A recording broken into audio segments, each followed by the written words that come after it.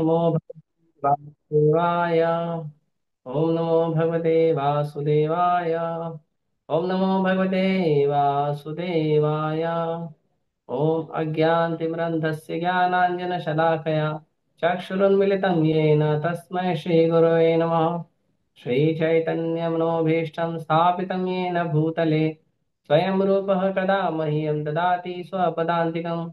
वन्देऽहं श्रीगुरो श्रीयुतापदकमलं श्रीगुरून् वैष्णवांश्च श्रीरूपं साग्रजातं सहगण रघुनाथान्वितं तं सजीवं साद्वैतं सावधूतं परिजनसहितं कृष्णचैतन्यदेवं श्रीराधा कृष्णपादान् सह गण ललिता श्रीविशाखान्वितां च नमो विष्णुपादाय कृष्णपृष्ठाय भूतले श्रीमते भक्तिवेदांत स्वामी निति नामिने नमस्ते सारस्वते देवे गौरवाणी प्रचारिणे निर्विशेष शून्यवादी पाश्चात्य देश तारिणे नमो विष्णुपादाय कृष्णपृष्ठाय भूतले श्रीमते भक्ति सिद्धांत सरस्वती इति नामिने श्रीवार्षभानवी देवी दयिताय कृपाब्धये कृष्ण संबंध विज्ञान दायिने प्रभवे नमः। माधुर्योज्वल प्रेमाढ्य श्रीरूपानुग भक्तिदा श्री गौर करुणा शक्ति विग्रहाय नमस्ते। नमस्ते गौरवाणी श्रीमूर्तये दीनतारिणे रूपानुग विरुद्धाप सिद्धांत ध्वांतहारिणे नमो गौरकिशोराय साक्षात् वैराग्यमूर्तये विप्रलम्बरसाम्बोधे पादाम्बुजाय ते नमः। नमो भक्ति विनोदाय सच्चिदानन्दनामिने गौरशक्ति स्वरूपाय रूपानुगवराय ते गौराविर्भाव भूमिस्त्वं निर्दिष्टा सज्जन प्रिय वैष्णव सार्वभौम श्री जगन्नाथाय ते नमः। वाञ्छाकल्पतरुभ्यश्च कृपा सिन्धुभ्यैव च पतितानां पावनेभ्यो वैष्णवेभ्यो नमो नमः। नमो महावदन्याय कृष्ण प्रेम प्रदायते कृष्णाय कृष्ण चैतन्य नामने गौतुषे नमः। पंचतत्वात्मकं कृष्णं भक्तरूप स्वरूपकं भक्तवतारं भक्ताख्यं नमामि भक्तशक्तिकं। हे कृष्ण करुणा सिंधु दीनबंधु जगतपते गोपेश गोपिका कांत राधा कांत नमस्तुते। जयतां सुतरुर्पङ्गो मम मन्दमतिर्गति तत्सर्वस्य पादाम्भोजो राधावदनो मोहनो दिव्यद्वन्द्वारण्यकल्पद्रुमादः श्रीमद्रत्नागार सिंहासनस्थौ श्रीमद्राधा श्रीलगोविन्ददेवो प्रेष्ठालभिसेवमानो स्मरामि। श्रीमान् रासरसारम्भी वंशीवट्टटे स्थितः कर्षन् वेणुस्वनैर्गोपी गोपीनाथाय श्रीयस्तु नः। तप्तकाञ्चन गौराङ्गी राधे वृन्दावनेश्वरी वृषभानुसुते देवी प्रणमामि हरिप्रिये। जय श्रीकृष्ण चैतन्य प्रभु नित्यानन्द श्री अद्वैत गदाधर श्रीवासादि गौरभक्तवृन्द। हरे कृष्णा कृष्णा कृष्णा हरे हरे हरे राम राम राम हरे हरे।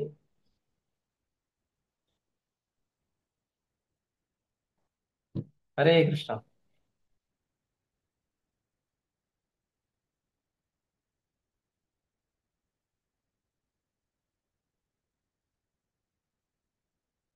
हम्म, तो आज कई सारे महत्वपूर्ण उत्सव हैं।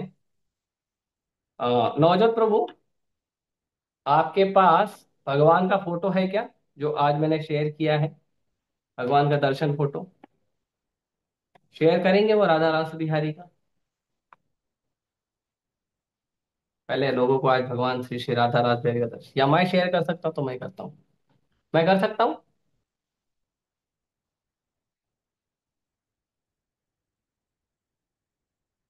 यस प्रभु। आज का दर्शन। आप करोगे मैं करूँ? अच्छा, आप कर रहे हो, करो।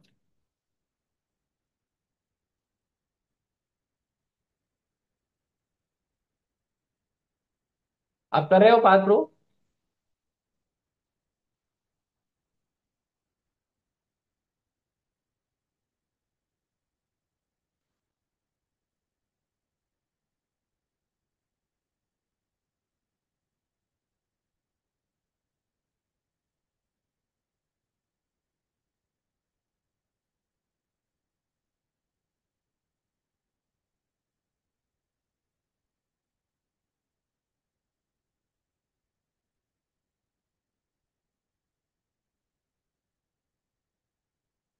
हाँ, तो ये आज का फोटो है। एक मिनट, हाँ, एक मिनट। आज का फोटो राधा रास बिहारी का, वसंत पंचमी, यस। ये आज का फोटो है। आप लोग दर्शन करिए। राधा रास बिहारी का दिखाइए, फिर गौर निताई का दिखाइए, सीताराम कृष्ण हनुमान का दिखाइए।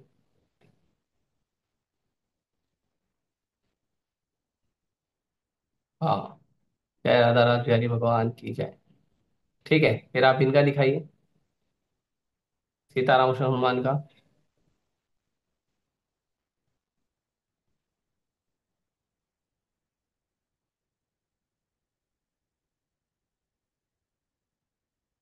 हाँ धन्यवाद, जय श्री श्री सीताराम कृष्ण हनुमान की जय। और फिर दिखाइए आप गौर निताई का।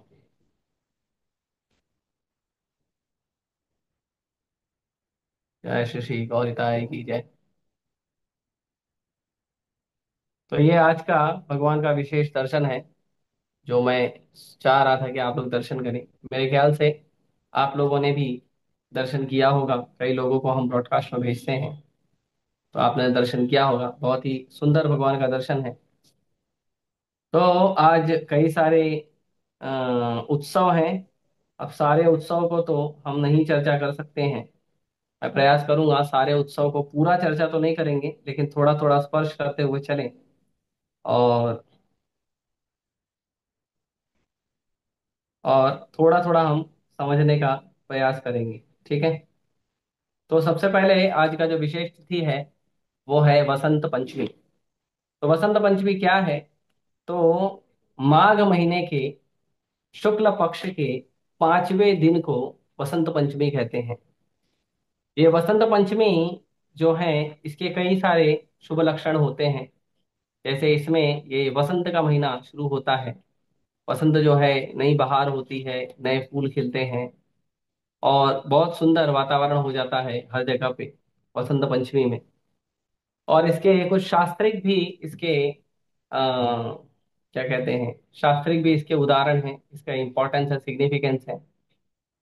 तो ऐसा बताया जाता है कि ब्रह्मा जी ने अ, आज के दिन ही सरस्वती माता को उत्पन्न किया था, प्रकट किया था। ब्रह्मा जी जो हैं वो सबको प्रकट करते हैं, सबको उत्पन्न करते हैं। तो आज के दिन उन्होंने माता सरस्वती को उत्पन्न किया था। और इसीलिए आज वसंत पंचमी मनाई जाती है।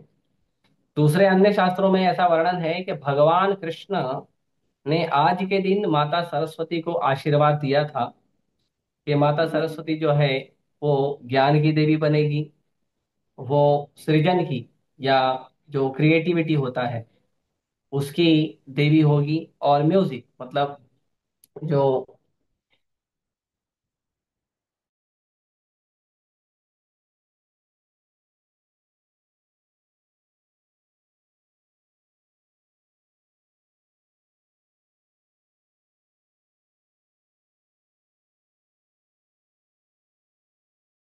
तो वो वीणा पर माता सरस्वती म्यूजिक भी प्ले करती हैं, और उनका भी आशीर्वाद माता सरस्वती देती हैं। तो माता सरस्वती ज्ञान की देवी हैं। माता सरस्वती बुद्धि का, या जो क्रिएशन है उसकी देवी हैं।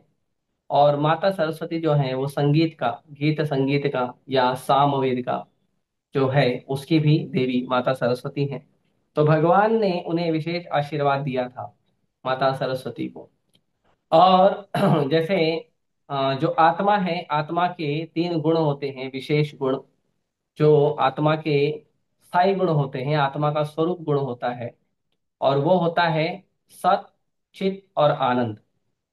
तो आत्मा जो है सत चित आनंद का स्वरूप है।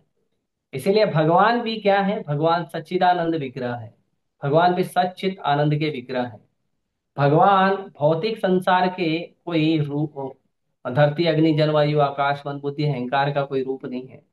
भगवान का जो रूप है वो सच्चिदानंद है। आत्मा का रूप है वो सच्चिदानंद है। भगवान का आत्मा और शरीर में भेद कुछ नहीं है, क्योंकि भगवान का आत्मा और शरीर एक ही है, दोनों सच्चिदानंद है। और हमारा जो है, हम आत्मा सच्चिदानंद स्वरूप है, और हमारा शरीर क्योंकि भौतिक कलमश के कारण हमें संसार में दुख में आ जाते हैं। इसीलिए हमारा जो अ, भौतिक कलमश के कारण हमें पंच तत्व और जो 3 सूक्ष्म तत्व है उनको स्वीकार करना पड़ता है। नहीं तो जैसे भगवान सच्चिदानंद स्वरूप हैं, वैसे हम भी सच्चिदानंद स्वरूप हैं। तो सच्चिदानंद स्वरूप में तीन रूप होते हैं: सत, चित, आनंद। सत मतलब, सत का अर्थ होता है शाश्वत, हमेशा रहने वाला, कभी समाप्त नहीं होने वाला, शाश्वत पुराण। अजो, नित्य, शाश्वत, पुराण, ये चारों शब्द सत्य के लिए उपयोग किए गए हैं।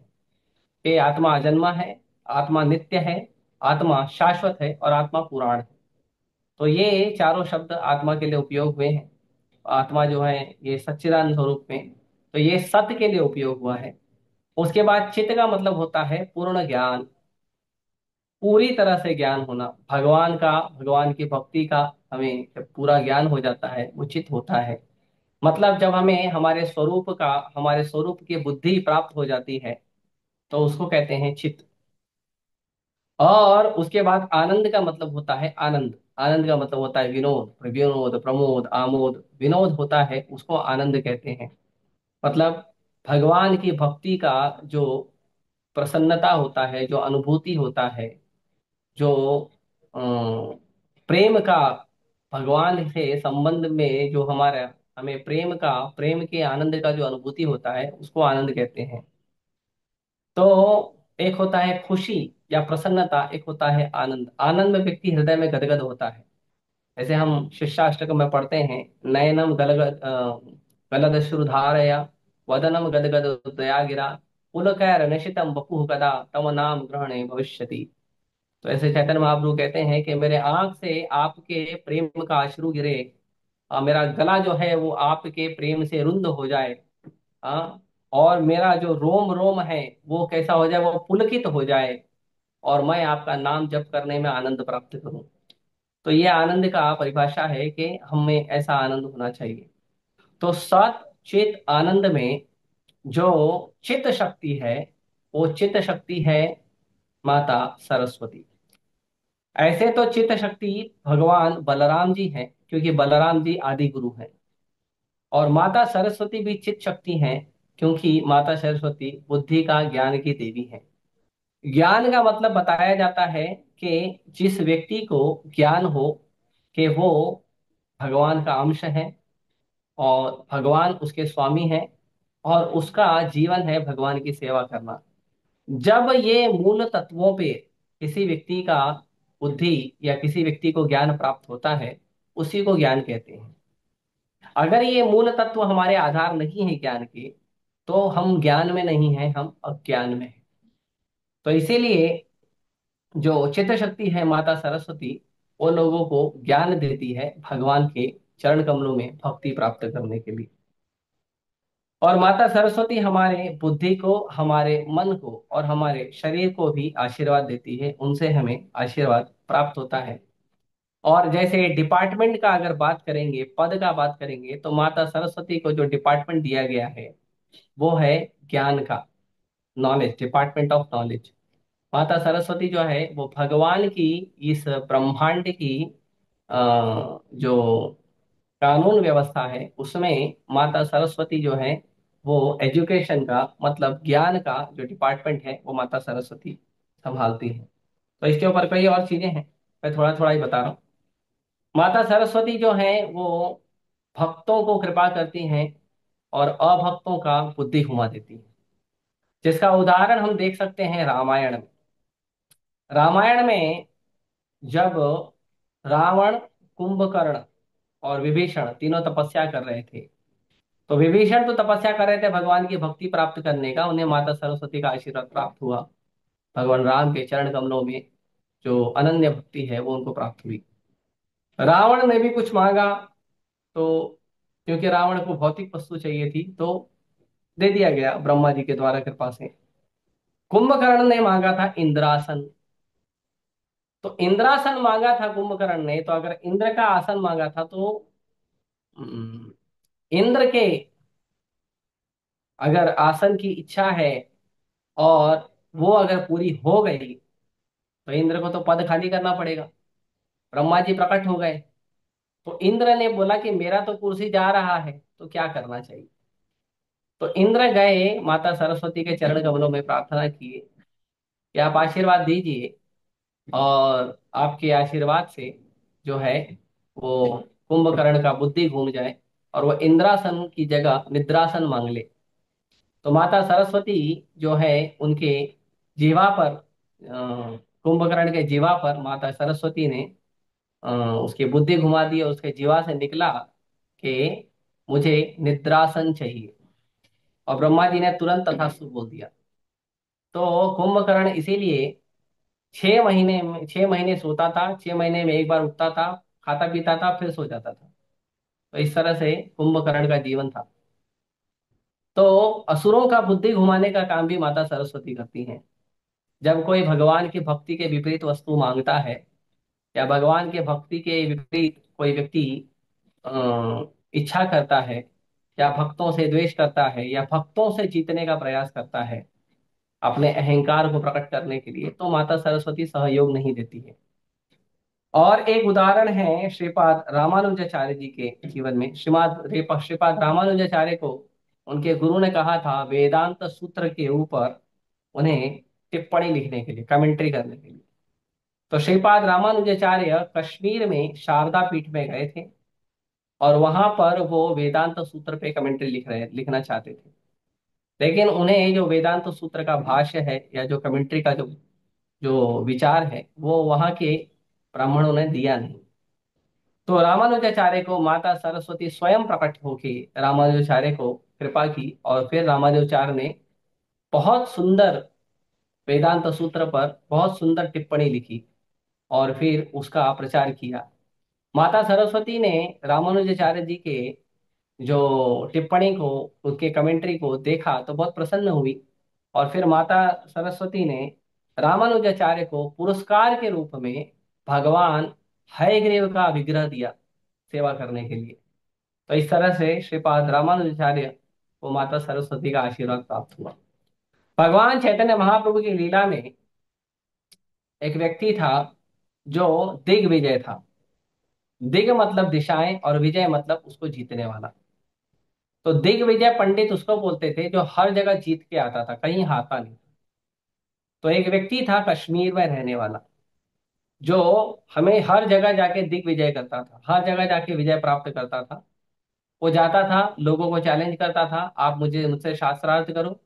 और क्योंकि माता सरस्वती विशेष भक्त था, इसीलिए वो हर जगह जाके लोगों को हरा देता था।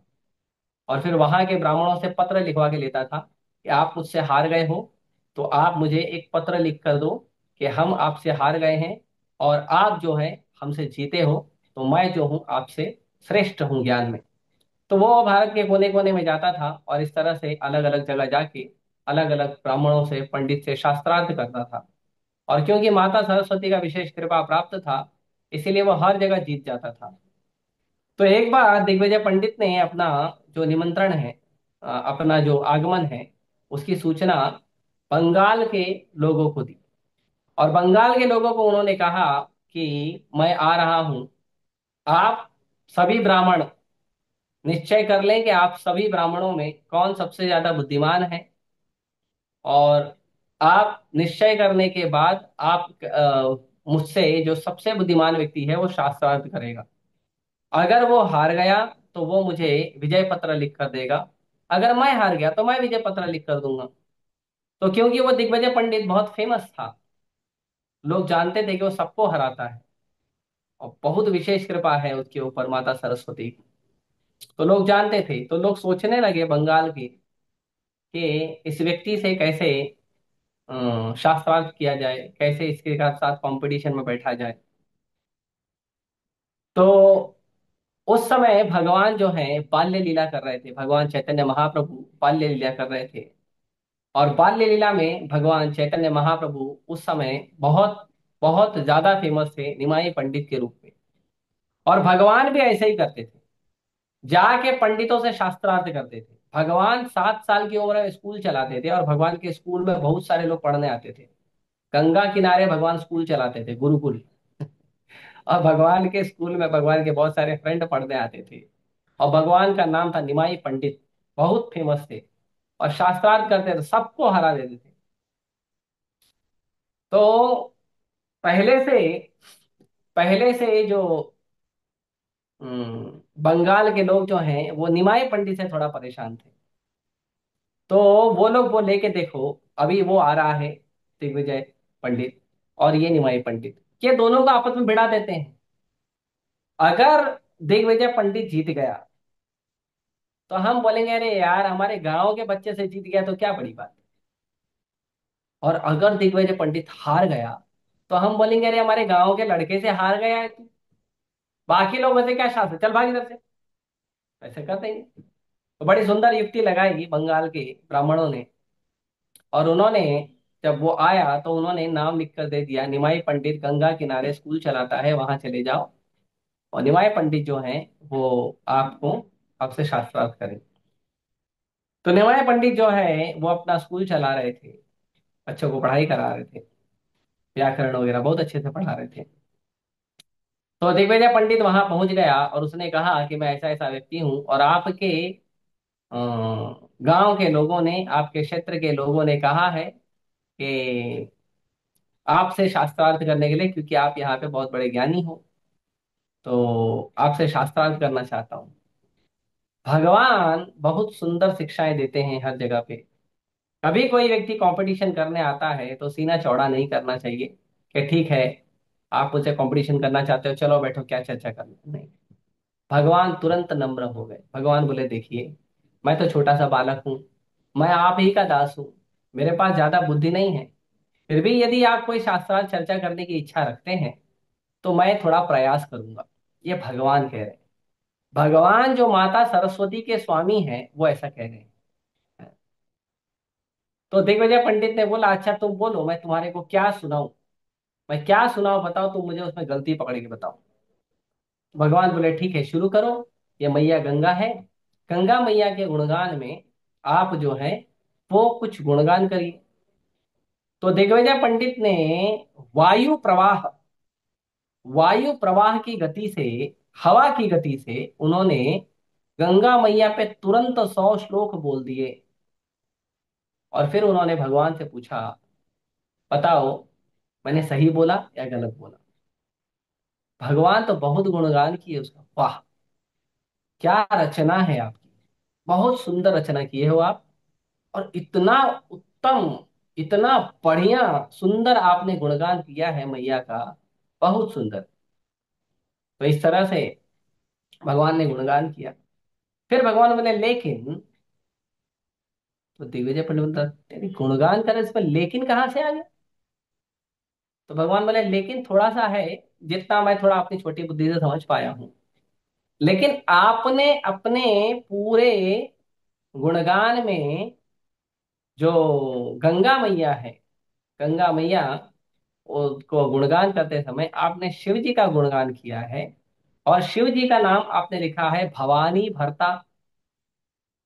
तो भवानी भरता, जब भवानी है, भवानी मतलब भगवान भव की पत्नी, तो भगवान भव की जो पत्नी है उसका जो भरता है, उसका जो पालन करता है वो तो भव होगा।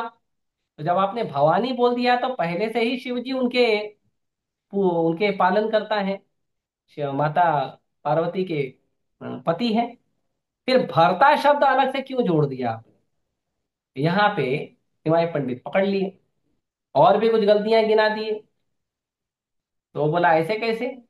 तो भगवान ने क्या किया, जितने श्लोक उसने बोले थे सारे श्लोक वापस से पूरा सुना दिए। बोले आपने यही बोला था ना, गलत तो नहीं बोला। वो हैरान हो गया कि मैंने तो वायु की गति से श्लोकों को बनाया और उच्चारण कर दिया, और ये छोटे से बालक ने तुरंत इसे धारण भी कर लिया, और धारण ही नहीं किया गलती भी बता दिया। तो फिर निमाई पंडित बोले देखो ऐसा ऐसा है। तो फिर निमाई पंडित के जो विद्यार्थी थे वहां पे वो हंसने लगे, और हंसने लगे, चिढ़ाने लगे दिग्विजय पंडित को। बोले आया बड़ा दिग्विजय बनने वाला, हो गया ना, अभी चल भाग इधर से, हमारे मास्टर जी से लड़ाई करें। तो भगवान ने लेकिन शांत करा। भगवान बोले ऐसा नहीं बोलते, और सच में ज्ञानी है, कोई बात नहीं, कभी कभी गलती होती है। तो दिग्विजय पंडित को बहुत दुख। आप सोचिए जो पूरे भारत में घूम घूम के विजय पत्र ले रहा है, एक 7 साल के छोटे से बालक से अगर हार जाए, या उसके सामने उसे लज्जा का अनुभव हो, तो कैसा लगेगा उसको, बड़ा दुख लगा उसे। रात में बैठा माता सरस्वती के चरण कमल में साधना करने के लिए। माता सरस्वती को बोला, मैया, मेरी साधना में, मेरी भजन में, मेरी सेवा में कोई कमी रह गई क्या, जो आज मैं हार गया, एक छोटे से बालक से हार गया? क्या हुआ? मैया कुछ कृपा करो, कुछ बुद्धि दो। मैया प्रकट हुई। मैया प्रकट हुई, मैया बोली, देखो, आपकी साधना में, सेवा में, आपके उपासना में कोई कमी नहीं है, लेकिन आप गलत एड्रेस पे चले गए थे शास्त्रार्थ करने के लिए। क्यों? क्योंकि जिस व्यक्ति से आप शास्त्रार्थ कर रहे हो छोटा बालक समझ के, वो मेरे स्वामी हैं। और तुम सोच रहे हो कि मैं अपने स्वामी के सामने तुम्हें आशीर्वाद दूं अपने स्वामी से जीतने का? ये तो संभव नहीं है। तो जो तुम्हारी थोड़ी बहुत बुद्धि थी तुमने उपयोग किया, मैं तो आशीर्वाद नहीं दे सकती। तो मैया ने कहा, आपने बहुत बड़ा गड़बड़ कर दिया है, स्वयं भगवान से जाके शास्त्रार्थ किया है आपने, ये तो गलत बात है।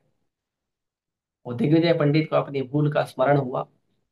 दूसरे दिन फिर आए वो निमाय पंडित के पास, और निमाय पंडित को कहा कि प्रभु, मुझे अपने चरणों की शरण दीजिए।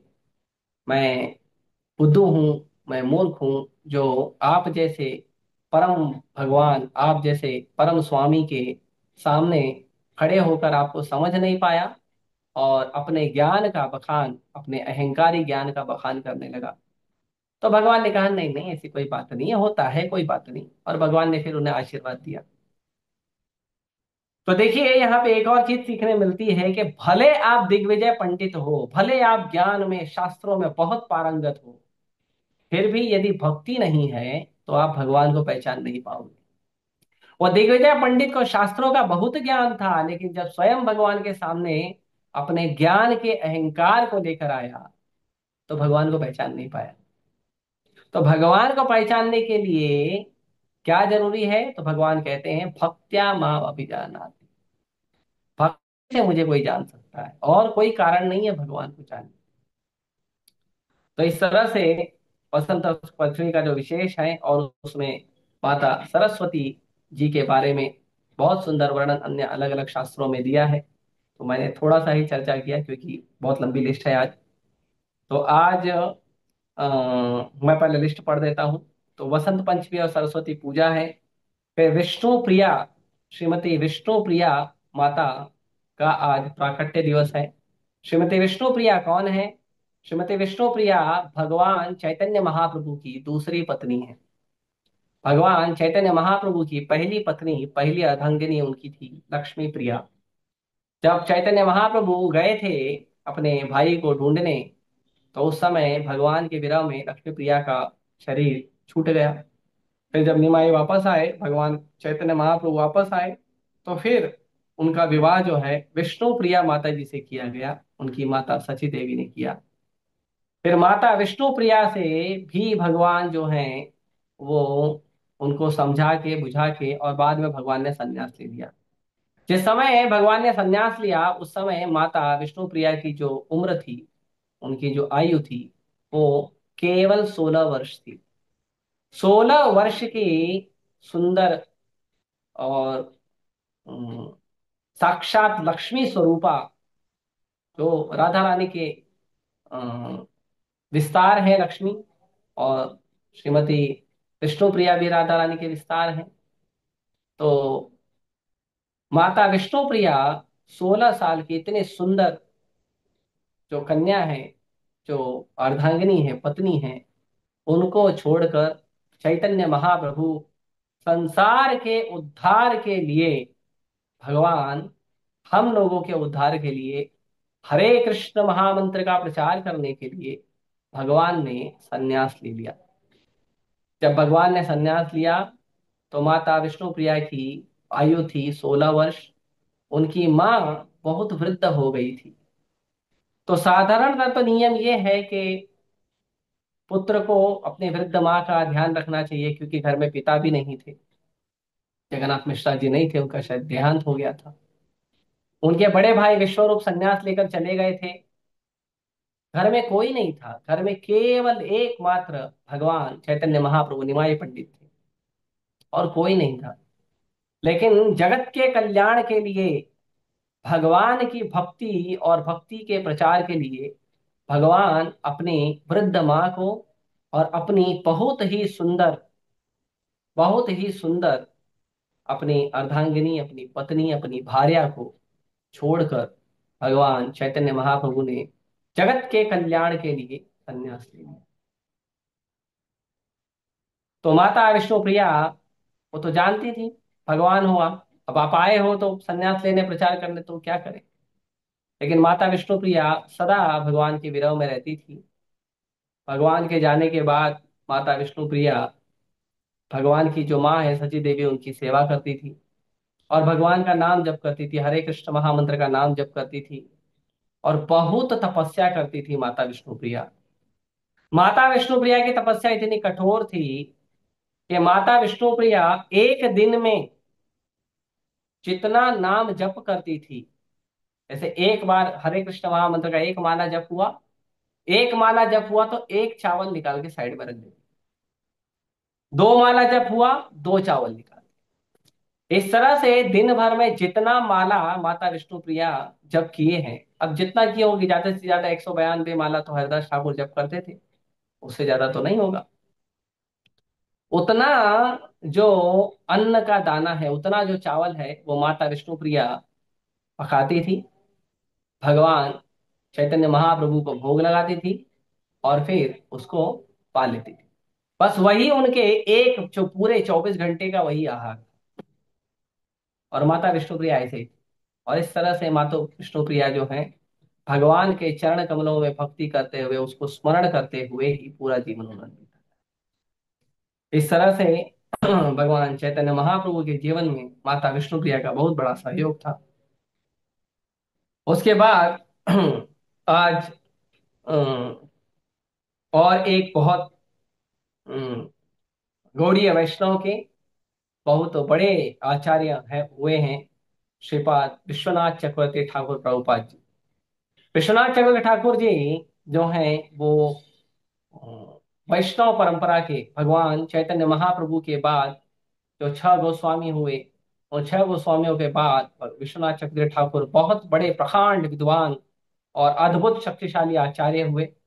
उन्होंने भगवान की भक्ति का प्रचार बहुत ही अ, अच्छे तरीके से, बहुत ही बड़े तरीके से किया और बहुत फेमस थे विश्वनाथ चक्रवर्ती ठाकुर। तो एक बार जयपुर में भगवान गोविंद देव जी जयपुर गए थे। तो भगवान गोविंद देव जी वहां जयपुर में गए थे, वहां पे भगवान गोविंद देव जी के साथ श्रीमती राधा रानी का विग्रह रख के पूजा की जाती थी। तो उस समय कुछ दूसरे संप्रदाय के सन्यासियों ने, दूसरे संप्रदाय के साधु लोगों ने विरोध किया कि कृष्ण के साथ तो रुक्मिणी रहनी चाहिए, ये राधा रानी क्या कर रही है, राधा रानी का तो यहाँ जरूरत नहीं है। तो उन्होंने उसको हटा दिया। लेकिन गौड़ीय वैष्णव ने कहा कि ऐसा नहीं है, राधा कृष्ण की पूजा होती है। तो उन्होंने कहा कि देखिए, आप लोग कोई प्रामाणिक संप्रदाय नहीं, क्योंकि जो प्रामाणिक संप्रदाय होता है उसका अपना भाष्य होता है, उसका अपना वेदांत सूत्र के ऊपर भाष्य होता है। आप लोगों के पास, गौड़ीय के पास कोई तो भाष्य है नहीं। तो जब तक आप लोग इस भाष्य को प्रस्तुत नहीं करोगे, तब तक हम नहीं मानेंगे आपको प्रामाणिक संप्रदाय। और क्योंकि आपको प्रामाणिक संप्रदाय नहीं मानेंगे, तो आपकी बात भी नहीं मानी जाएगी, राधा रानी को भगवान की सेवा में नहीं लगाया जाएगा। तो उस समय विश्वनाथ चक्रवर्ती ठाकुर के पास निमंत्रण गया, क्योंकि जो जयपुर के राजा थे, उन्होंने उनका विश्वनाथ चक्रवर्ती ठाकुर से अच्छा संबंध था, गौड़ीय भक्तों से अच्छा संबंध था। तो उन्होंने विश्वनाथ चक्रवर्ती ठाकुर को कहा, मुझे कोई आपत्ति नहीं है, मैं तो आपको पूर्ण रूपेण सत्य स्वीकार करता हूं, लेकिन ये जो दूसरे संप्रदाय के जो संत हैं, साधु हैं, वो इस बात का जो क्या कहते हैं, विरोध कर रहे हैं। तो कम से कम उनका विरोध शांत करने के लिए आप कुछ वैष्णव संप्रदाय का, गौड़ीय वैष्णव संप्रदाय की ओर से आप कोई भाष्य तैयार करिए।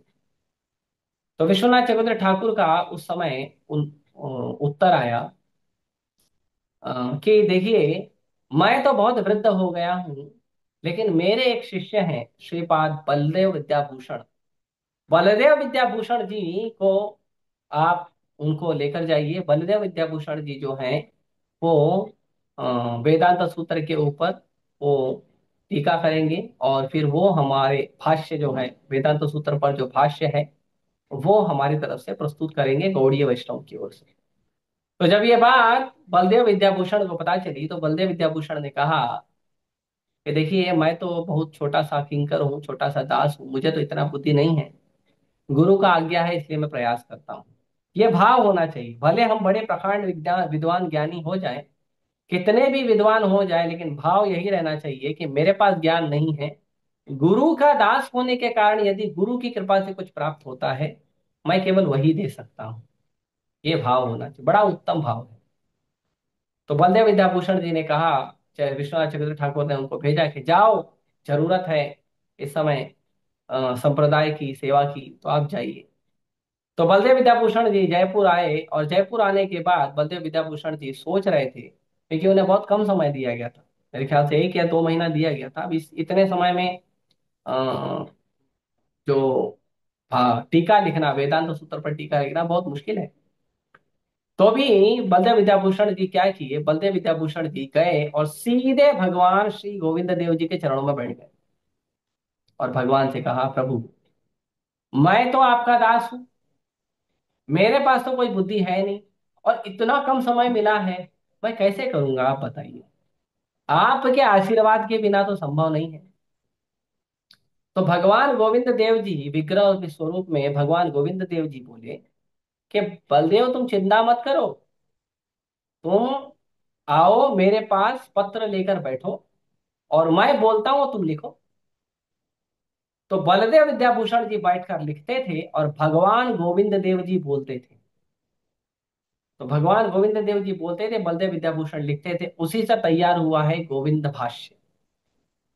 तो जो भगवत गीता आप देखते हैं प्रभुपाद जी का, भगवत गीता यथारूप या एज इट इज या जशी आहे तशी, ये भगवत गीता में 80% से ज्यादा जो प्रभुपाद जी ने तात्पर्य लिखा है वो गोविंद भाष्य से लिखा है।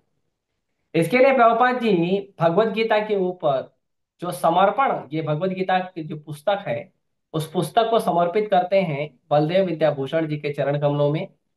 और प्रभुपाद जी लिखते हैं, गोविंद भाष्य के अद्भुत प्रणेता।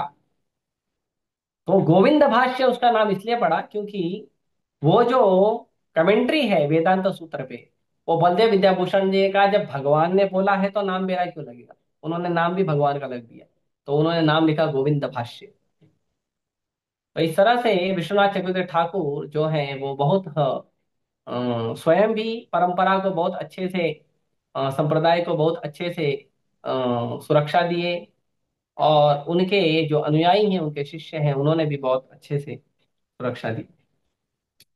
इसके बाद आज है जो 6 गोस्वामी हैं भगवान चैतन्य महाप्रभु के शिष्यों में, रूप गोस्वामी, सनातन गोस्वामी, रघुनाथ दास गोस्वामी, रघुनाथ भट्ट गोस्वामी, जीव गोस्वामी और गोपाल भट्ट गोस्वामी। इन 6 गोस्वामियों में एक गोस्वामी है जिनकी समाधि आपको राधा कुंड पे मिल जाएगी। तो राधा कुंड पे जो समाधि है वो है श्रीला रघुनाथ दास गोस्वामी जी की। रघुनाथ दास गोस्वामी जी जो हैं वो भगवान के बहुत अनन्य भक्त थे, और बचपन में ही रघुनाथ दास गोस्वामी को हरिदास ठाकुर जी का संग प्राप्त हुआ था। हरिदास ठाकुर का संग प्राप्त होने के कारण भगवान चैतन्य महाप्रभु के चरण कमलों में उन्हें अद्भुत प्रेम प्राप्त हुआ। भगवान की यदि भक्ति चाहिए, भगवान का यदि कृपा चाहिए, तो भक्तों का आशीर्वाद ले लीजिए। भगवान के चरण कमलों में यदि प्रीति चाहिए, भक्ति चाहिए, तो भक्तों का आशीर्वाद लोगे तो बहुत बढ़िया, बहुत अच्छी तरह से भगवान का प्रेम जो है हमारे हृदय में आ जाएगा, हमारे हृदय को प्राप्त होगा। तो इसीलिए भगवान के भक्तों का ज्यादा से ज्यादा संग करना चाहिए, जिससे हमें भगवान के चरण कमलों में भक्ति प्राप्त हो। तो अ, रघुनाथ दास गोस्वामी जो हैं वो बार बार भक्ति में ही लग गए थे, और उनका, रघुनाथ दास गोस्वामी जो हैं वो उनके पिता का, उनके पिता गोवर्धन मुजुमदार और हिरण्य मुजुमदार, रघुनाथ दास गोस्वामी के पिता थे गोवर्धन मुजुमदार, उनके भाई थे हिरण्य मुजुमदार। तो उनके पूरे अ, खानदान में, उनके पूरे जो कुल परंपरा है उसमें एक ही पुत्र थे, रघुनाथ दास गोस्वामी। और वो बहुत अमीर थे। जो हिरण्य मुजुमदार और गोवर्धन मुजुमदार हैं बहुत अमीर थे। उस समय लगभग उनकी आमदनी जो है वो लगभग 9 लाख अशरफियां सोने के सिक्के थे, हिरण्य मुजुमदार और गोवर्धन मुजुमदार। तो वो मुगल शासक के जो हैं वो सेवक थे। तो वो जमींदार थे, बड़े जमींदार थे, मुगल शासक के लिए धन जमा करते थे और मुगल शासक को देते थे। तो एक बार ऐसा हुआ कि जो अ, कुछ लोग, जो मुगल शासक है, जो राजा है, वो राजा के कुछ लोगों ने क्या किया, राजा को बोला कि ये जो गोवर्धन मुजुमदार और हिरण्य मुजुमदार है, इन्हें ज्यादा धन प्राप्त होता है, ज्यादा टैक्स मिलता है, लेकिन ये आपके पास जमा कम करते हैं। तो इनकी अच्छे से जो है वो अ, उनको सजा देनी चाहिए, दंड देना चाहिए, या उनका अच्छे से हिसाब लेना चाहिए। तो जब राजा अपनी सेना को लेके आए तो हिरण्य मुजुमदार और गोवर्धन मुजुमदार वहां से चले गए थे और पकड़ में आ गए रघुनाथ दास गोस्वामी। रघुनाथ दास गोस्वामी जब पकड़ में आ गए तो उन्होंने रघुनाथ दास को ही लेके गए, बोले बाप नहीं तो बेटे से वसूल करेंगे। लेकिन विपरीत परिस्थिति में बड़े ही चतुराई से भक्तों को काम लेना चाहिए। अब वहां पे अगर रघुनाथ दास गोस्वामी बहुत कुछ उल्टा सीधा बोले कि तुम जानते नहीं हो मेरे बाप को, मेरा बाप बहुत अमीर है, ऐसे नहीं बोल। रघुनाथ दास गोस्वामी ने कहा कि देखिए, आप मेरे पिता के मित्र हैं और मैं आपके मित्र का पुत्र हूँ। इस नाते से तो मैं आपके पुत्र जैसा ही हुआ ना। तो मैं आपके पुत्र जैसा हूँ, तो उसमें यदि आपको कुछ हिसाब लेना है, कुछ लेना है, तो अपने पुत्र की तरह यदि व्यवहार करेंगे तो मैं भी आपको अपने पिता की तरह सम्मान करता हूँ। तो तुरंत जो है वो जो नवाब था उसका तुरंत हृदय पिघल गया और बड़े प्रेम से रघुनाथ दास गोस्वामी ने वो जो परिस्थिति थी उसको बड़े प्रेम से सहज रूप से उसको ठीक करके वापस आ गए। रघुनाथ दास गोस्वामी जो हैं उनको भगवान चैतन्य महाप्रभु से प्रेम हो गया था, या उनके चरण कमलों में जो भक्ति प्राप्त हो गई थी। तो वो बार बार इच्छा करते थे भगवान चैतन्य महाप्रभु के पास जाने का, बार बार प्रयास करते थे। तो वो जाते थे भगवान के पास, भगवान उनको वापस भेज देते थे और भगवान बोलते थे ये मरकट वैराग मत दिखाओ। तो उनका पकड़ के विवाह करा दिया गया रघुनाथ दास गोस्वामी का। अभी आजकल भी यही देखा जाता है कि जो बच्चा ज्यादा बिगड़ा हुआ है उसका विवाह करा दिया जाता है, जैसे कि जो दुल्हन आएगी वो इसको सुधार देगी। और आजकल तो भूल ही जाओ, आजकल तो दुल्हन ही बिगड़ी रहती है, दूल्हे को क्या सुधारेगी। और जो भी है, पहले ये प्रथा थी कि संस्कारी कोई बहू आएगी या संस्कारी पत्नी आएगी तो सुधार देगी। बहुत ही सुंदर एक, क्योंकि बहुत अमीर थे तो बहुत सुंदर उनके अ, रघुनाथ दास गोस्वामी की विवाह हुआ, बहुत सुंदर एक कन्या से, बहुत सुंदर थी, स्वर्ग की अप्सरा की तरह, उनसे विवाह करा दिया गया। रघुनाथ दास गोस्वामी को भगवान से प्रेम हुआ है। जिस व्यक्ति को भगवान से प्रेम हुआ हो उस व्यक्ति के लिए कंचन और कामिनी क्या आकर्षण करेगी। उस व्यक्ति को धन, वैभव, यश, नाम और स्त्री, उसका कोई आकर्षण काम नहीं करेगा। रघुनाथ दास गोस्वामी में बिल्कुल काम नहीं किया। फिर रघुनाथ दास गोस्वामी भाग जाते थे चैतन्य महाप्रभु के पास, भगवान फिर उसको वापस भेज देते थे। भगवान सिखा रहे हैं हम लोगों को कि मेरा भक्त मेरे पास बार बार आता है, बार बार मैं उसको भगा भी दूंगा ना तो वो और कहीं नहीं जाएगा, वापस मेरे पास ही आएगा। आजकल लोग भगवान के पास जाते हैं, भगवान से कुछ मांगते हैं, भगवान ये दे दो, वो दे दो, वो दे दो, भगवान से मांगते हैं। और थोड़ा सा भगवान उसको 100% वस्तु में से 90% इच्छा भगवान पूरी करते हैं, 95% करते हैं। 5%, 10% इच्छाएं भगवान पूरी नहीं करते, बोलते हम भगवान को मानेंगे नहीं। और यहाँ रघुनाथ दास गोस्वामी पूरा जीवन समर्पित करके करने के लिए आ रहे हैं, अपना अथाह का संपत्ति, इंद्र जैसा वैभव और अप्सरा जैसी सुंदर पत्नी को छोड़ के बार बार भगवान के पास आ रहे हैं, और भगवान भगा दे रहे हैं, फिर भी भगवान को नहीं छोड़ रहे। अब भगवान क्यों भगा रहे हैं, इसमें एक शिक्षा है। तो जब भगवान भगा देते थे तो वापस आ जाते थे। तो इनके लिए क्या किया गया, उनके पिताजी बहुत ही ज्यादा धनवान थे। तो उनके पिता ने क्या किया कि 12 सिक्योरिटी गार्ड लगाए थे। 12। रघुनाथ दास गोस्वामी को ध्यान रखने के लिए कहीं भाग न जाए। तो जो रघुनाथ दास गोस्वामी की माँ थी, वो उनके पिता को बोलती है कि ये घर में टिकता ही नहीं है, इसका कुछ ऐसा उपाय करो, किसी चीज से तो इसका बंधन हो जिसके वजह से ये भक्ति वक्ति ही छोड़ दे और हमारे घर में रहे। इतना संपत्ति है, हमारा एक ही वंश है, कैसे संभाले। आज भी यही होता है। बच्चा भक्ति करना चाहता है, माँ बाप करने नहीं देते। बच्चा भक्ति करने जाता है, भगवान के चरण कमल ग्रहण करने जाता है, माँ बाप बोलते हैं हमारा वंश परंपरा कैसे चलेगा, हमारा धन कौन संभालेगा। कभी कभी शादी करा देते हैं उसको जबरदस्ती, माँ बाप इच्छा नहीं। आए पहले से चले आ रहे। नारद मुनि दक्ष प्रजापति के 10,000 बच्चों को दस दक्ष प्रजापति ने उत्पन्न किया, और 10,000 बच्चों को उन्होंने भेजा कि जाओ तपस्या करो, और तपस्या करके बाद में आके आप लोग विवाह करो और संसार को आगे बढ़ाओ। विवाह का मतलब ये नहीं होता है एक स्त्री एक पुरुष साथ में आए, एक युवक एक युवती साथ में आए, अग्नि के कुछ फेरे ले लें, कुछ मंत्र पढ़ लें, कुछ वचन कर लें, और फिर जाके अपनी इंद्र तृप्ति करें। नहीं, विवाह के तुरंत बाद तपस्या करनी चाहिए, भजन करना चाहिए दबा के।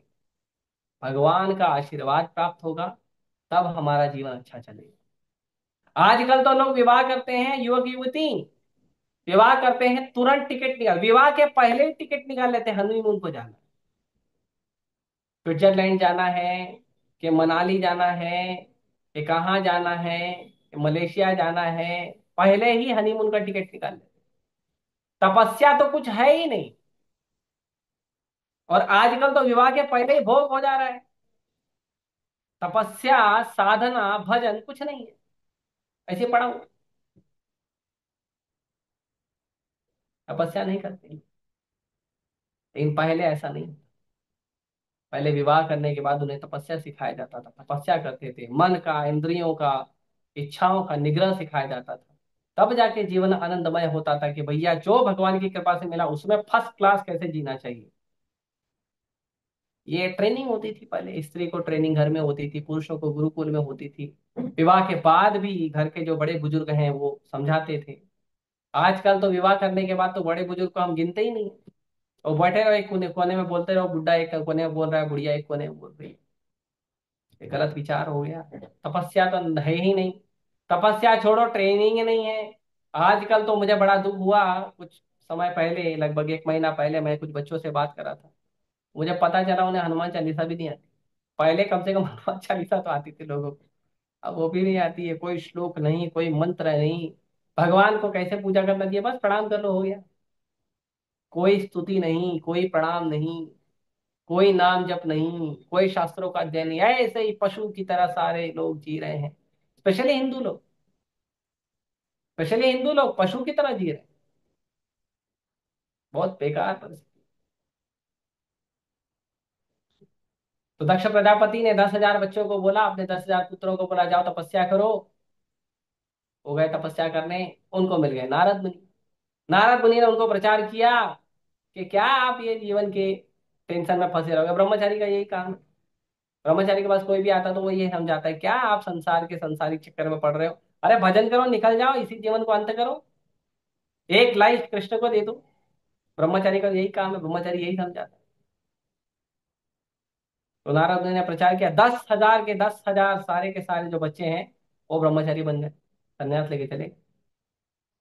दक्ष प्रजापति को अच्छा नहीं लगा। ब्रह्मा जी को पूछे क्या करूं, ब्रह्मा जी बोले ठीक है 1,000 और उत्पन्न करो। फिर 1,000 उत्पन्न किए। फिर वो, अब देखो प्रॉब्लम हो गया ना, 10,000 बचे चले गए। फिर भी तपस्या का महत्व है। फिर वापस भेज दिए 1,000 पुत्रों को, जाओ तपस्या करो। फिर वो 1,000 पुत्र फिर गए तपस्या करने के लिए। नारद मुनि फिर आ गए।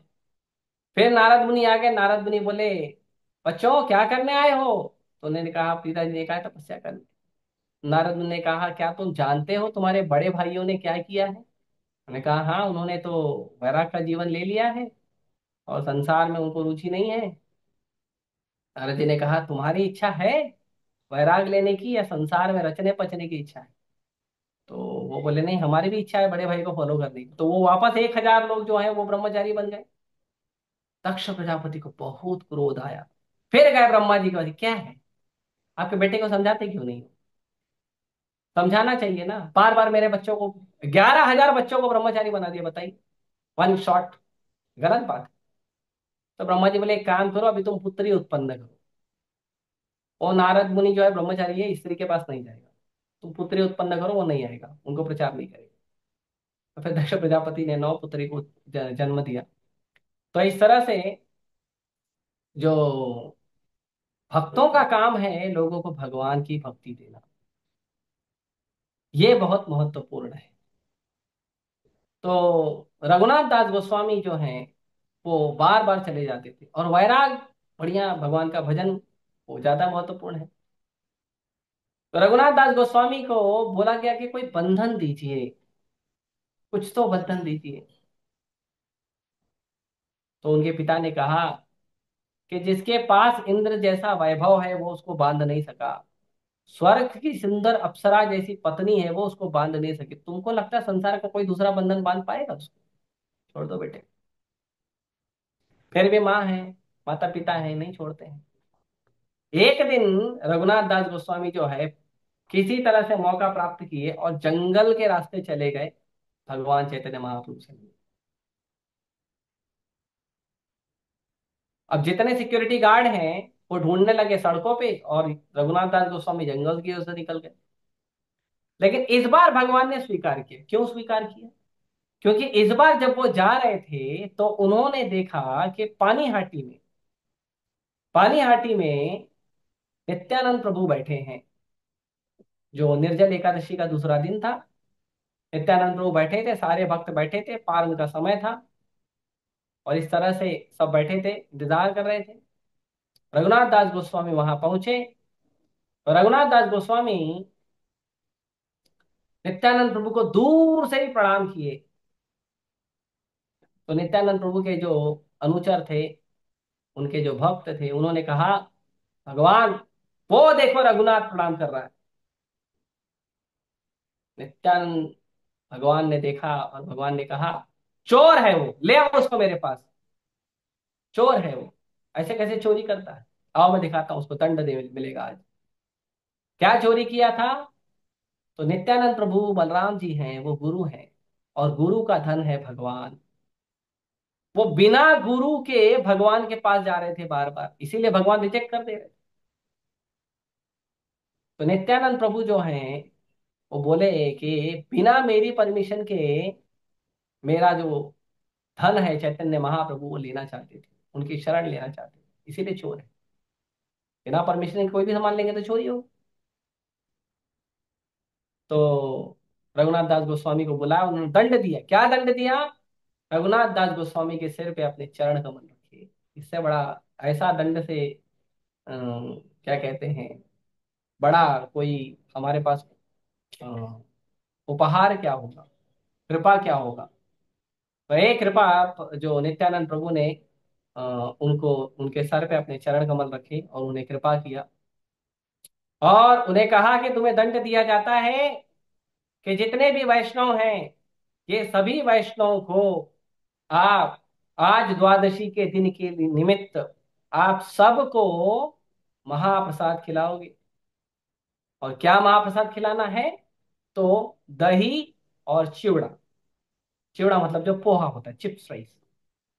पोहा और दही, पोहा और दूध, उसको बना के बढ़िया फल वल डाल के बहुत टेस्टी बनता है। बनाइए कभी। घर में बनाइए, भोग लगाइए भगवान को और खिलाइए सबको। तो बहुत सुंदर बनता है, बहुत स्वादिष्ट होता है। उसमें आम, केला, काजू बादाम और दही। एक दही का होता है, एक गाढ़े दूध का, कंडेंस मिल्क का होता है, उसका बनता है।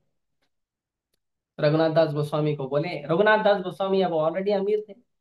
उन्होंने बुलाया सबको, और जितनी दुकान थी सारे दुकानों में सब कुछ खरीद के बढ़िया पानी हाटी चाहे दही चीड़ा उत्सव हुआ उसका। चाहिए तो उसका लिंक आज भेज दिया जाएगा, दही चूड़ा उत्सव का, मैंने उस पर भी लेक्चर दिया था। तो दही चीड़ा उत्सव जो है वो दही चूड़ा उत्सव बहुत सुंदर तरीके से मनाया गया रघुनाथ दास गोस्वामी द्वारा। नित्यानंद प्रभु का कृपा प्राप्त हुआ। फिर रघुनाथ दास गोस्वामी चैतन्य महाप्रभु के पास गए, महाप्रभु ने स्वीकार किया, कृपा किया।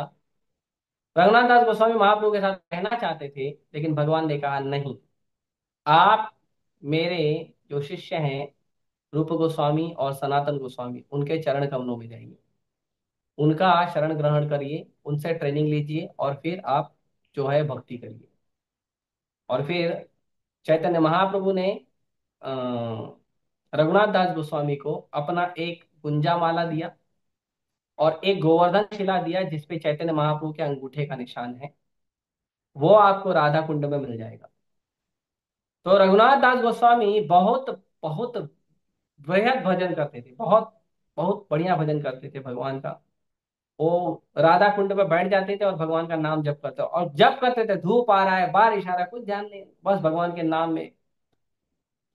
तो एक बार बड़ी कड़ी धूप हो रही थी, राधा रानी ने देखा रघुनाथ भगवान का नाम जप कर रहे हैं, उधर धूप लग रही है।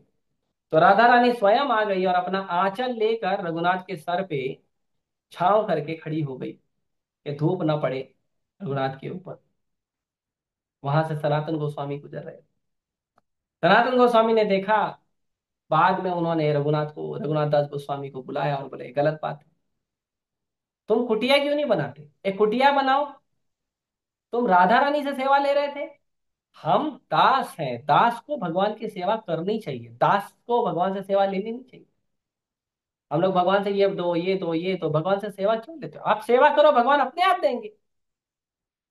हमारी आदत हो गई मांगने की। ठीक है, भगवान को पिता मानते हैं, स्वामी मांगते हैं, तो थोड़ा मांग लेना चाहिए, लेकिन पहला भाव सेवा का होना चाहिए, मांगने का भाव बाद में। पहले स्वामी है भगवान, सेवा होनी चाहिए, भगवान से सेवा लेनी नहीं चाहिए। तो रघुनाथ दास गोस्वामी बोले ठीक है, फिर बोले क्या, एक छोटा सा जीवन है उसमें भी कुटिया बनाओ, नहीं बनाना। तो बनाया नहीं उन्होंने, बनाया नहीं उन्होंने। उन्होंने क्या किया, उन्होंने फिर से वैसे ही जप करने लगे। तो एक बार राधा कुंड पर दो बाघ आए और वो पानी पी रहे थे। दो बाघ पानी पी रहे थे, और दूसरी तरफ रघुनाथ दास गोस्वामी जप कर रहे थे।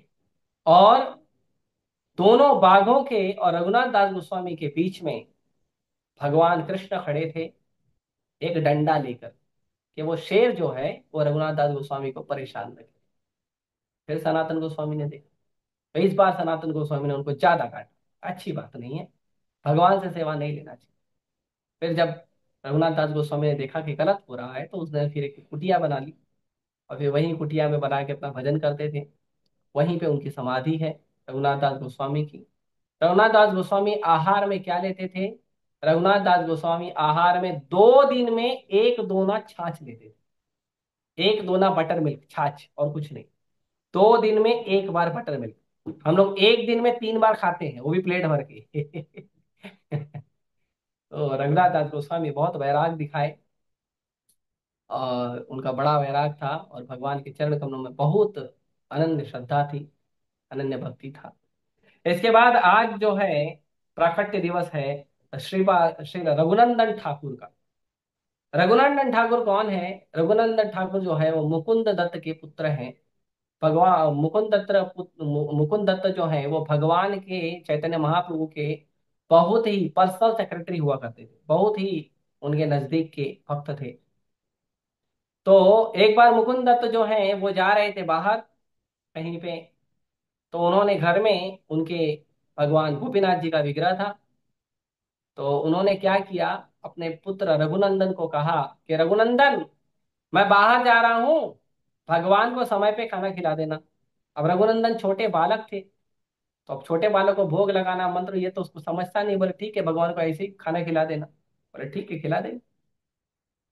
तो रघुनंदन क्या किए, उनकी माँ ने उनको बढ़िया प्लेट बना के दिया भगवान को भोग लगाने का। रघुनंदन लेके गए, भगवान गोपीनाथ जी के सामने रखकर और बोले खाओ। अब क्या होता है कि जब कोई पुजारी भगवान के पास जाता है भोग लेके, तो पुजारी भगवान के सामने भोग रखता है, मंत्र पढ़ता है, भगवान से निवेदन करता है और फिर वहां से हट जाता है। पुजारी हटने के बाद भगवान अपनी कृपा शक्ति से उसको स्वीकार करते हैं और उसमें आशीर्वाद देते हैं, जिससे हमें भक्ति प्राप्त होती है। लेकिन रघुनंदन वहां पर प्लेट रख के बैठ गया, बोले खाओ। भगवान बोले देखो रघुनंदन, मैं ऐसे नहीं खाता हूं। आप प्लेट रखो, अब चले जाओ, खा लूंगा फिर आपको दे दूंगा। रघुनंदन बोले नहीं, पिताजी ने बोला है आपको खिलाना है तो आपको खाना पड़ेगा, चुपचाप खाओ। भगवान मजबूर हो गए। भगवान बोले ठीक है, भगवान खाने लगे। भगवान थोड़ा खाए, थोड़ा छोड़ दिया, महाप्रसाद भक्तों के लिए होना चाहिए। बोला नहीं, पूरा प्लेट खाली करो। होता है ना, माँ जो है वो बच्चों को कैसे खिलाती, पूरा पूरा फिनिश करो, छोड़ना नहीं चाहिए, है ना, सिखाते हैं बच्चों को, सिखाते हैं आधा जूठा नहीं छोड़ना चाहिए। तो रघुनंदन भी भगवान को बोले जूठा नहीं छोड़ना चाहिए, पूरा खाओ, बिल्कुल छूटना नहीं चाहिए। ठीक है। अब रघुनंदन खाली प्लेट लाए वहां को। भगवान बोले अरे थोड़ा तुम्हारे लिए छोड़ देता हूं। बोले नहीं, मेरे लिए किचन में रखा है, आप ये आपका प्लेट है, आप खाओ। तो रघुनंदन जो है, इसे 2-3 दिन बीत गया। फिर मुकुंद दत्त आए और फिर उन्होंने देखा, उन्होंने बोला कहाँ है प्रसाद। पत्नी बोला काय का प्रसाद। अरे प्रसाद, भगवान को भोग लगाते, प्रसाद लाओ। तो उन्होंने कहा तुम्हारा ये जो लल्ला है ना, ये भगवान के पास प्लेट लेके जाता है भरी हुई और ला के देता है खाली, और बोलता है भगवान खा गए। मुकुंद दत्त बोले भगवान खा गए, ऐसे तो भगवान खाते नहीं है कभी, भगवान विग्रह के रूप में तो ऐसे खाते नहीं है। विग्रह के रूप में तो भगवान केवल दृष्टिपात करते हैं और आशीर्वाद देते हैं भोजन में।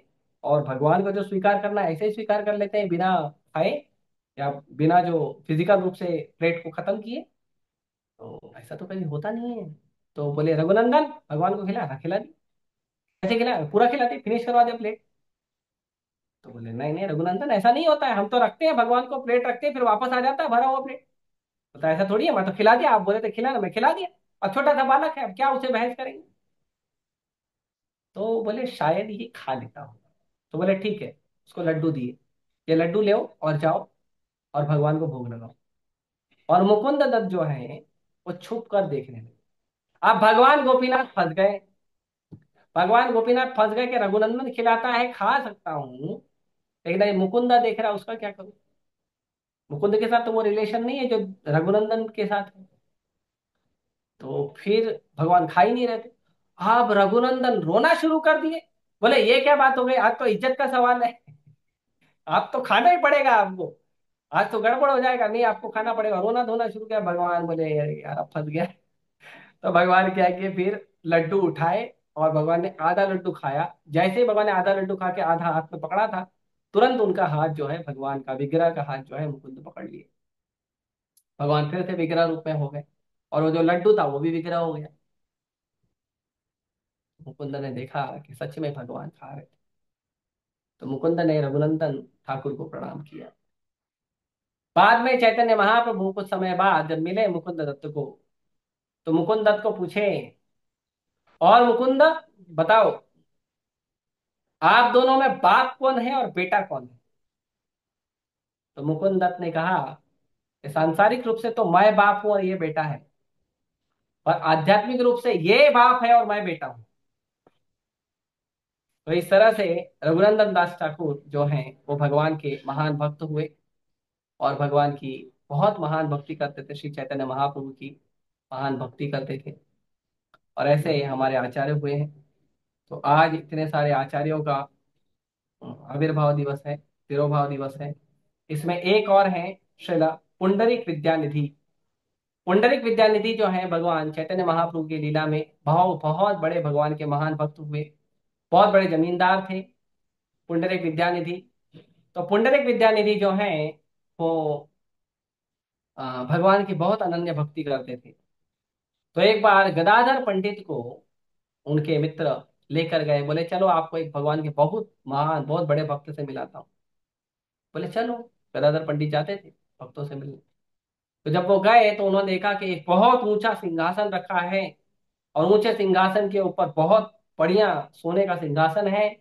उस पे एक व्यक्ति एकदम राजसी वेश पहना है, सोने चांदी गहनों से लदा हुआ उसने श्रृंगार किया है, पान खा रहा है। भक्त लोग तो पान खाते हैं। पान खा रहा है, और पान खा चबा भी रहा है, उसके लिए पीक दान रखा। पीक दान समझते हो, पान थूकने वाला एक पात्र होता है।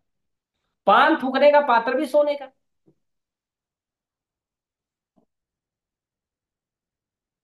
गदाधर पंडित बोले नहीं, ये तो भक्त तो नहीं लगते।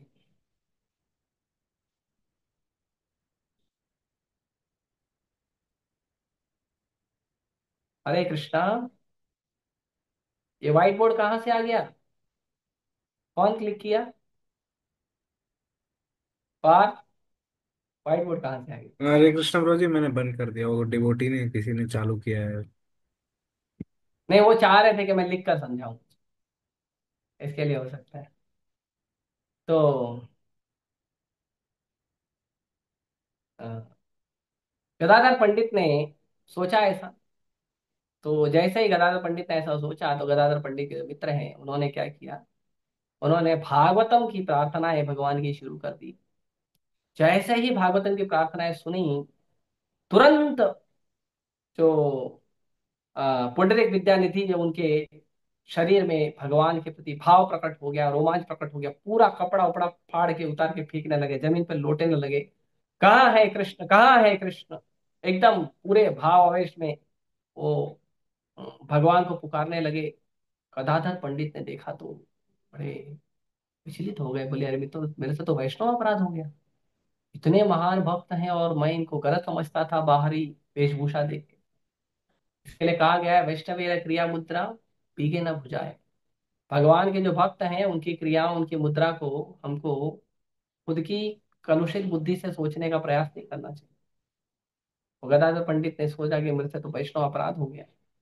तो गदाधर पंडित ने उनसे क्षमा मांगी। अब क्षमा मांग के क्या होगा? तो गदाधर पंडित ने पुंडरीक विद्यानिधि से दीक्षा ली। पुंडरीक विद्यानिधि कौन है? तो भगवान कृष्ण की लीला में पुंडरीक विद्यानिधि भगवान कृष्ण की लीला में राधा रानी के पिताजी हैं, वृषभानु। वृषभानु महाराज। इसीलिए जो चैतन्य महाप्रभु का जब पूछा जाता था कि पुंडरीक विद्यानिधि कौन है, तो चैतन्य महाप्रभु कहते थे मेरे पिताजी है।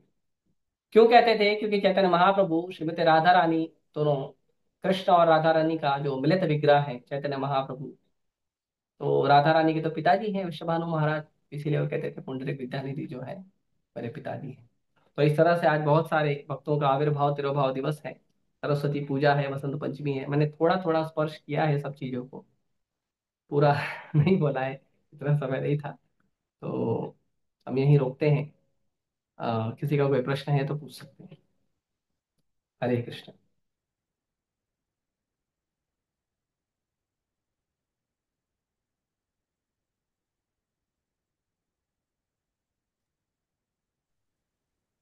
हरे कृष्णा प्रभु जी, दंडवत प्रणाम। हरे कृष्णा, बोलिए। प्रभु जी, पान क्यों नहीं खाते हैं? पहले तो मैं पान खा लेती थी, जैसे जाती थी बाहर पर, लेकिन आ, पर किसी वक्त ने बताया कि पान हमें नहीं खाना चाहिए, पर ये नहीं पता मुझे कि क्यों नहीं खाना चाहिए। तो पान पान है, सुपारी है, ये सब थोड़ा नशा करता है। भक्त लोग नशे की वस्तु नहीं खाते हैं, इसलिए नहीं खाते। ठीक है। जी प्रभु जी, भक्त ये लोग। जो एक पान तो जो लाल वाला होता है, पर एक पान जो जिसमें मीठा पान जो होता है, मैं तो वो खाती थी पर लेकिन अब तो नहीं खाती, जैसे पता चला जब मीठा हो थोड़ा। गुलाबी हो, लेकिन उसमें पान और सुपारी है तो वो नुकसान करता ही है। पान का पत्ता और सुपारी नुकसान करता है, भक्त लोग नहीं खाते, है ना। बाकी जो धन्यवाद। उसके अंदर लौंग है, इलायची है, वो तो हम खाते ही हैं मुखवास के रूप में, है ना। जी प्रभु, पान सुपारी नहीं खाते, एक भक्त एक लोग नहीं क्वेश्चन। खाते। हाँ, बोलिए। प्रभु जी, जैसे अम, भगवान की कृपा से घर में भागवतम ली है मैंने, तो अब मुझे जैसे कि उसमें समझ नहीं आ रहा है कि दो एक मतलब कईयों के प्रथम स्कंद, दूसरा स्कंद आ, है। तो मैंने जैसे आज मैंने एक श्लोक थोड़ा सा शुरू से पढ़ा है, तो मैं जो कईयों के कई कैंट के जैसे दो दो श्लोक हैं, वो स्कंद हैं, तो मैं उनको कैसे करूं, कैसे तो पढूं? स्कंद के भी पार्ट है ना, स्कंद पार्ट 1 पार्ट 2। जैसे जी जी, पहला पाठ, स्कंद है वो एक जी ही भाग भाग है, दो, दूसरा भाग स्कंद भाग भाग एक वन भाग है, भाग दो। जी जी। तीसरा स्कंद दो भागों में है। तो तीसरा स्कंद दो भागों में है, तो पहला पार्ट फिर दूसरा पार्ट। तो प्रभु जी ये नौ है ना? स्कंद हैं? 9 नहीं है, 12 स्कंद है। 12 स्कंद 12? है, 18 स्कंद है। अच्छा, तो जो 12 स्कंदों के, तो उन्हीं के जैसे कईयों के हैं, जैसे भाग वन भाग दो, तो वो उन्हीं में से हैं? हाँ, तो तीसरा स्कंद का भाग एक, तीसरा स्कंद का भाग दो, अच्छा। ऐसा है। हाँ, तो कुछ कुछ में एक ही भाग में आना है, कुछ में दो भाग, तीन भाग, 10वें स्कंद में चार भाग है, ऐसा है। ठीक है, तो पढ़िए, जी आप प्रभु जी। पढ़िए, कोई चिंता है, कोई परेशानी है तो आप हमें पूछ सकते हैं। जी मैं प्रभु कोई, जी, मैं कंफ्यूज हो रही थी, मैं कंफ्यूज हो रही थी कि ये क्या है। हाँ कोई बात नहीं, ऐसे क्लास में भी पूछ लीजिएगा यदि कोई प्रश्न हो, कोई दिक्कत नहीं। जी प्रभु जी, धन्यवाद प्रभु जी, हरे कृष्णा। धन्यवाद। और किसी भक्त को कोई प्रश्न है?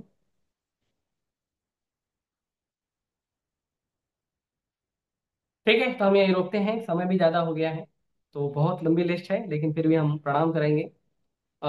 श्रीमती विष्णु प्रिया माता जी आविर्भाव दिवस महामहोत्सव की जय। श्री विश्वनाथ चक्रवर्ती ठाकुर तिरुभाव महामहोत्सव की जय। श्री पुंडरीक विद्यानिधि अ, आविर्भाव महामहोत्सव की जय। रघुनंदन ठाकुर आविर्भाव महामहोत्सव की जय। श्री श्री रघुनाथ दास ठाकुर गोस्वामी अ, आविर्भाव महामहोत्सव की जय। सरस्वती पूजा की जय। वसंत पंचमी की जय। श्रील प्रभुपाद की जय। हरे कृष्ण।